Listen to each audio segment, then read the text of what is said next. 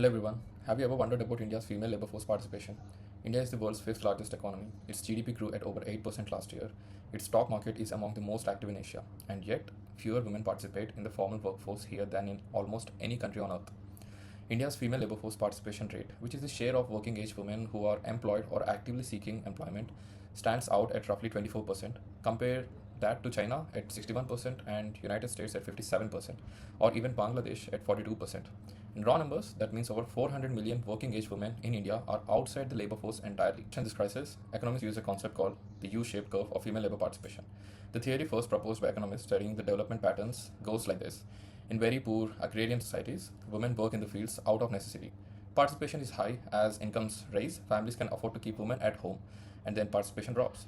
And as countries industrialize further and education levels rise, women re enter the workforce in professional roles. Participation rises again. Most developing countries follow this curve. India is stuck at the bottom of it and has been there for an unusually dangerously long time. Historically, post independence India made genuine progress in women's education. Female literacy went from 8% in 1951 to over 70% today. But this education dividend was not converted into workforce participation. The reasons are structural, cultural, and rooted in policy failures that compounded over generations. Between 2004 and 2018, a period when India's economy nearly tripled in size, female labor force participation actually fell from 32% to under 21%. Growth was happening, women were being left further behind. The economic cost of this exclusion is staggering. McKinsey Global Institute estimated that if India closed its gender gap in labor force participation to match the regional average, it would add $770 billion to GDP by 2025. That is approximately 18% of the entire economy. The IMF has made similar projections as well. Closing the gap could raise India's GDP per capita by 27%, but the damage is not just at the macro level. At the household level, women's economic exclusion perpetuates intergenerational poverty. Research consistently shows that women reinvest a far higher proportion of their income into children's education, nutrition, and healthcare than men do. A woman who earns breaks more poverty cycles than a man who earns the same amount. There is also a demographic dimension. India's working age population is peaking right now. This is the demographic dividend that economists have been proposing for a generation. But if half that working age population is excluded from the formal economy, the dividend never arrives. It turns into a demographic burden instead. And there is a tax revenue dimension. Every woman outside the formal workforce is a taxpayer, a consumer, an entrepreneur, a social security contributor who does not exist in the government's fiscal calculations. The fiscal cost of this exclusion has never been fully accounted for. The causes are layered, and so must be the solutions. The first and most underappreciated cause is the collapse of middle-skill manufacturing jobs. Countries like South Korea, Taiwan, and Bangladesh absorbed millions of women into garment and electronics factories during their industrialization. India's manufacturing sector never scaled in the same way. The jobs that typically bring women into the workforce first, assembly, stitching, processing, simply do not exist in sufficient numbers. In the short term, extending the production linked incentive scheme to labor intensive sectors like garments, toys, and food processing with explicit hiring incentives for women could create millions of entry level formal jobs within 2 to 3 years. The second cause is the care economic gap. In India, childcare and elder care fall almost entirely on women. There is no affordable formal childcare infrastructure. A woman who takes a job must first solve the childcare problem herself.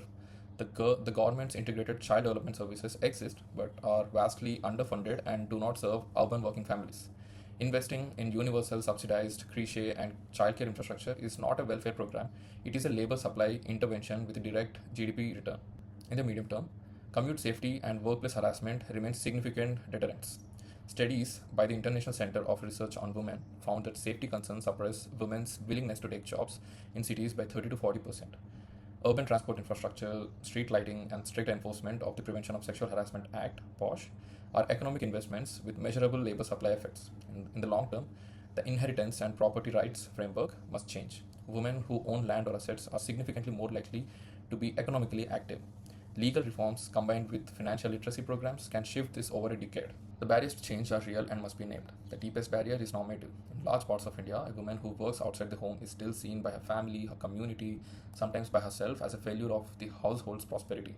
Not a sign of its ambition, these norms shift slowly, but across generations and no policy can fast track them. The second barrier is data.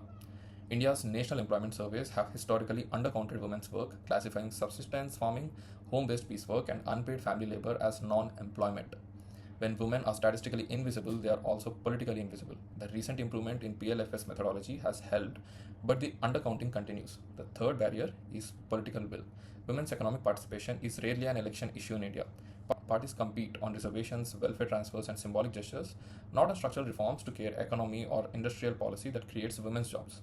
And yet, here is the economic truth that should concentrate minds.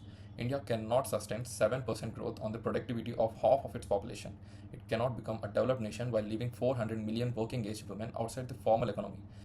Every year of delay is a year of compounded loss in output, in tax revenue, in broken poverty cycles that were never broken, in children whose life outcomes were shaped by a mother who has never allowed to earn.